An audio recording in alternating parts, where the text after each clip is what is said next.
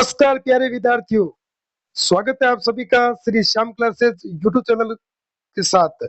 मैं आपके सामने सुजल दहिया लेके आया हूँ राजस्थान आर्ट एंड कल्चर यानी कि राजस्थान कला और संस्कृति का बहुत ही शानदार और एक मजेदार टॉपिक। आज हम डिस्कस करेंगे सामाजिक प्रथा व रीति रिवाज मात्र 15 मिनट में। तो चैनल को सब्सक्राइब, लाइक, शेयर, कमेंट करना मत भूलिए। और देखो चित्र के माध्यम से आज हम डिस्कस करेंगे। तो हिंदू धर्म की बात करें तो हिंदू धर्म में मात्र 16 संस्कारों का उल्लेख देखने को मिलता है यानी कि किया जाता है। पहला है गर्भाधान। गर्भाधान इसमें क्या होता है, माता पिता को गर्भाधान से पूर्व तन मन की पवित्रता के लिए करना चाहिए। ये आप देख पा रहे हो चित्र में। नेक्स्ट है पुसवन। पुसवन क्या होता है, गर्भाधान के दूसरे और तीसरे महीने में करने का विधान है। इस संस्कार का प्रयोजन स्वस्थ एवं उत्तम संतान को जन्म देने के लिए किया जाता है। नेक्स्ट है सीमांतोन्यन। सीमांतो, यहाँ से आपके जो भी कॉम्पिटिशन एग्जाम की फाइट आप तैयारी कर रहे हो राजस्थान, यहाँ से क्वेश्चन बनता है। तो इसमें गर्भवती महिलाओं को अमंगलकारी शक्तियों से बचाने के लिए किया जाता है यानी कि नेगेटिव ऊर्जा के लिए। गर्भाधान, पुंसवन, सीमांतो संस्कार शिशु जन्म से पूर्व किया जाता है। ठीक, अब हम पढ़ेंगे जात कर्म। जात कर्म क्या होता है, नवजात शिशु पैदा होता है ना, नवजात शिशु के नाल उच्छेदन से पूर्व करने का विधान यह कहलाता है। इसके बाद माता बालक को स्तनपान कराती है यानी कि दूध पिलाती है। अब है नामकरण। नामकरण आप सभी को पता ही है। नामकरण ये जन्म के 11वें दिन संस्कार होता है नामकरण, जिसमें पंडित द्वारा नाम निकाला जाता है। अब है निष्क्रमण। निष्क्रमण क्या होता है, बाहर निकालना। निष्क्रमण का अर्थ क्या होता है, बाहर निकालना। और शिशु को सूर्य तथा चंद्रमा की ज्योति दिखाने कोई विधान है। और जन्म के चौथे महीने करने का विधान है। ठीक, अब है अन्नप्रोशन। अन्नप्रोशन में क्या होता है, जन्म के 7वें महीने में शिशु को अन्न ग्रहण करना शुभ माना जाता है। देखो ये बच्चे को माता खाना खिला रही है। अब है चूड़ा कर्म। चूड़ा कर्म जड़ूला भी कहते हैं, मुंडन भी कहते हैं। ये शिशु के 2 और 3 साल होने के बाद सिर के बाल कटवाए जाते हैं, जिसे मुंडवाने का संस्कार। ये देखो छोटा बच्चा है, इसके सिर के बाल काट दिए गए। अब है विद्यारंभ संस्कार, यानी कि शिशु जब बोलना शुरू कर देता है तब बालक को शिक्षक के लिए स्कूल या पाठशाला में भेजा जाता है। अब है कर्णबंध। कर्ण का मतलब होता है कान, वेद मतलब बींधना। कर्णबंध से व्याधि दूर होती है तथा श्रवण शक्ति भी बढ़ती है यानी कि सुनने की शक्ति भी बढ़ती है। कान छेद कर सोने के आभूषण पहनने की प्रदान होती है। सुविधा प्रदान होती है। देखो ये सोनार है, कान बींद रहा है छोटे बच्चे का। अब है यज्ञोपवीत उपनयन, ये इंपॉर्टेंट है। 8 वर्ष की उम्र में संपन्न होता था तब बच्चों को जनेऊ या सूत के 3 धागों की होती है, डालने की प्रथा होती है। पंडितों में होती है ज्यादा कर, ब्राह्मणों में। इसके बाद ब्रह्मचारी की शुरुआत होती है। बालक अध्ययन के लिए गुरुकुल जाता है। अध्ययन के लिए कहाँ जाता है, गुरुकुल जाता है। अब है वेदारंभ। वेदारंभ यानी कि बालक को वेदों का अध्ययन कराने के लिए गुरुकुल में भेजा जाता है। ये देखो ये गुरुजी है, ये बालक को विद्या देते हैं। अब है केंसांत। केंसांत संस्करण क्या होता है, गुरुकुल में वेदाध्ययन पूर्व करने पर आचार्य के समक्ष यह संस्कार संभव होता है। और गुरुकुल में विद्या लेने से गृह आश्रम में प्रवेश कराने का उपक्रम है। और बालों की सफाई भी की जाती है। देखो सभी की बालों को सफाई की गई है। अब है समावर्तन। समावर्तन क्या होता है, गुरुकुल में विद्या से पूर्व समावर्तन संस्कार किया जाता है और घड़ों के जल से स्नान कराने का विधान है। इसके बाद आचार्य विद्या स्नातक की उपाधि देते हैं। स्नातक यानी कि ग्रेजुएट हो जाता है वो। उसके बाद आता है विवाह यानी कि शादी। 25 वर्ष तक ब्रह्मचारी का पालन करने के बाद युवक परिणय सूत्र में बंधता है यानी कि शादी के गठबंधन में बढ़ता है। अब आता है अंतोष्टि। अंतोष्टि क्या होती है, देखो अंतिम अग्नि, ये इंपोर्टेंट है, यहाँ से क्वेश्चन बनता है, आपको बता देता हूँ। अंतिम अग्नि यानी कि परिग्रह संस्कार भी कहते हैं। मृत्यु के बाद शरीर को अग्नि को समर्पित किया जाता है।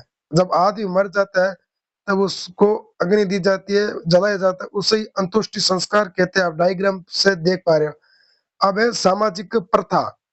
सामाजिक प्रथा जिसमें जाति प्रथा, आपको पता ही है, सॉरी, सती प्रथा, मर्द पति के साथ पत्नी जीवित जल जाती। और कितना खतरनाक! इस प्रक्रिया को सहगमन कहा जाता है। सर्वप्रथम रोक लगाने का प्रयास जयपुर के महाराजा सवाई सिंह द्वितीय ने की थी। ये इंपॉर्टेंट है, ये यहाँ से क्वेश्चन बनता है। जब कोई पति मर जाता है, उसके पीछे उसकी पत्नी भी आग में जल जाती है, उसे ही सती प्रथा कहते हैं। ब्रिटिश में प्रभाव से राजस्थान में सर्वप्रथम सती बूंदी नरेश राव विष्णु सिंह ने 1822 में गैर कानूनी घोषित कर दिया गया है। उसके बाद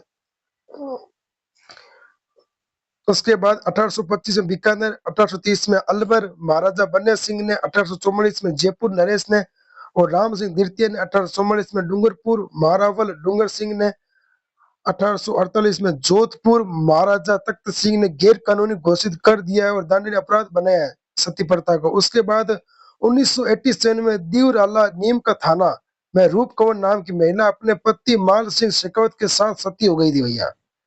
और राजस्थान सरकार ने राजस्थान सती निवारण अध्यादेश 1987 में लागू कानून रोक लगा दी। इसमें मुख्यमंत्री हृदय जोशी भी थे। उन्होंने कहा सती प्रथा बंद करो भैया। अब है कन्या वध, शेव द गर्ल चाइल्ड। राजस्थान में सर्वप्रथम इस प्रथा पर रोक 1833 में कोटा रियासत के महारावल राम सिंह ने लगाई। आरोपी के पॉलिटिकल एजेंट विल्किंसन के प्रयासों से जयपुर ने 1844 में राम सिंह द्वितीय के समय कन्या वध को रोकने का प्रयास किया। अब आता है डाकर प्रथा। डाकर प्रथा विशेष रूप जनजातियों में देखने को मिलती है, जैसे कि मीणा है, भील है। महिलाओं को दोषी ठहराया जाता है कि उसमें तो डाकड़ बढ़ गई है, डाकड़ है ये तो। सर्वप्रथम अक्टूबर 1853 में मेवाड़ महाराणा स्वरूप सिंह के समय इसे गैर कानून घोषित कर दिया कि ये बंद करो प्रथा। ये क्या लगा रखा है, डाकण डाकण। अब है दास प्रथा। दास मतलब किसी को काम पर रखना, चाकर नकरा। दास दासी गोला चाकर आदि नाम से पुकारते हैं। 1832 में लॉर्ड विलियम बेटिक ने कानून बनाकर दास प्रथा को समाप्त कर दिया। धन्यवाद। अब है समाधि प्रथा। कोई साधु संत है, समाधि ले लेता है पानी में, गड्ढे में, सॉरी धूल में, जो भी है। 1844 जयपुर में लुडलो के प्रयोग से प्रतिबंध लगाया गया था। अब है त्याग प्रथा। त्याग प्रथा क्या होती है? राजस्थान में विवाह के अवसर पर चारण भाट ढोली आदि लड़की वाले से मुंह मांगी दान दक्षिणा लेते थे, इसे त्याग कहा जाता है। सबसे पहले 1841 में महाराजा मान सिंह ने इस पर गैर कानूनी घोषित कर दिया, गैर कानूनी है। अब है सागरी प्रथा यानी कि बदुआ मजदूर प्रथा। क्या होती है? साहूकारों द्वारा गरीब लोगों को उधार दी गई राशि के बदले उनको घरेलू नौकर के रूप में रखा जाता है। इसे दास या हौली चाकर भी कहते हैं।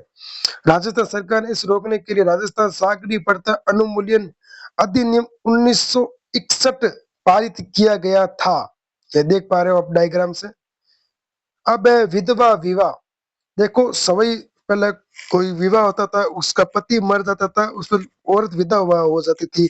उस टाइम शादी नहीं करते थे, इसलिए इस पर ही कानून बनाया गया था। सवाई जय सिंह द्वितीय पहला हिंदू राजपूत राजा था जिसने विधवा पुनर्विवाह लागू करने के नियम बनाए।